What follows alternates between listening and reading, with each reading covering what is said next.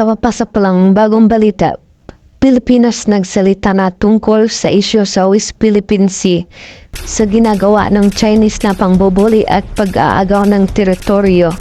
At kung gusto mo na mga ganitong balita, please like and subscribe para lagi kang updated sa mga bagong video. Salamat!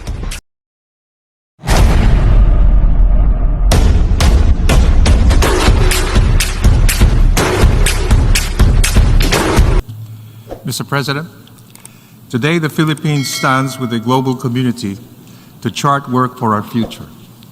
The Secretary General sent a resounding alarm last year, reminding us that growing dangers compel us to strengthen the multilateral system.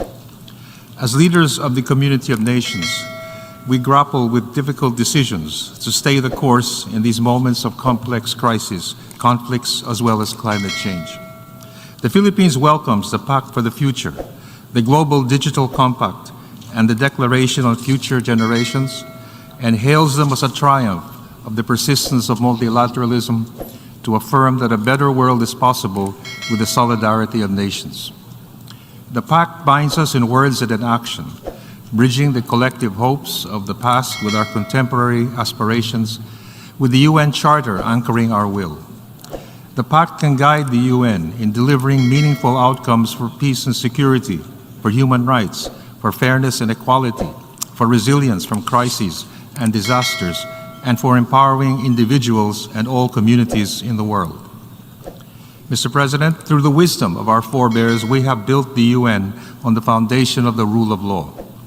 Multilateralism, with the UN at the center, flourishes on the grounds of a rules-based order that provides conditions for trust, solidarity, equity, and peace. Respect for the rule of law safeguards global peace and security and enables the international community to confront complex current and future challenges together. It anchors a stable and predictable order needed to achieve the 2030 Sustainable Development Agenda. It is a touchstone for all international efforts to resolve disputes, prevent conflicts, protect human rights, and enhance global governance. Preserving a rules-based international order is a collective duty. Mr. President, our pact is a call for action for multilateralism that puts people at the center. Conflict, disasters, hunger, and displacement, and arduous pressures on the global humanitarian system and our climate resilience framework. The capacity of multilateral institutions to protect populations from terrorism, organized crime, health emergencies, sea level rise, and other consequences of global warming is challenged on many fronts. Our pact orients us to persevere for people whose hope lies in coordinated action that can only arise in the context of effective processes of the UN system.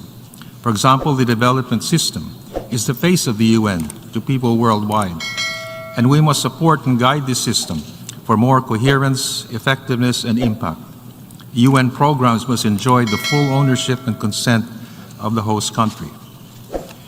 Mr. President, the Pact sets a paradigm for inclusive multilateralism and fosters a new international and intergenerational solidarity on the role of women, youth, migrants, persons with disabilities, older persons, and indigenous peoples in shaping a more humane, equal, and just society.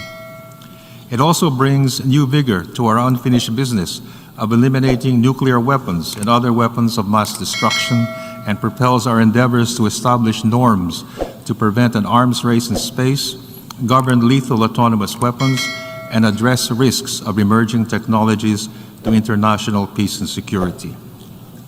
Mr. President, it is important that this pact renews our collective determination to diffuse tensions and seek the peaceful resolution of disputes and conflicts. The essence of the 1982 Manila Declaration on the Peaceful Resolution of Disputes, in pledging to the pact, states abide by the obligation of rejecting force and the threat of use of force to settle disputes. As a founding member of the UN and the first Asian Republic, the Philippines shall always be a voice for peace, equity and justice, human rights and human dignity, the rule of law, and constructive multilateralism. Thank you.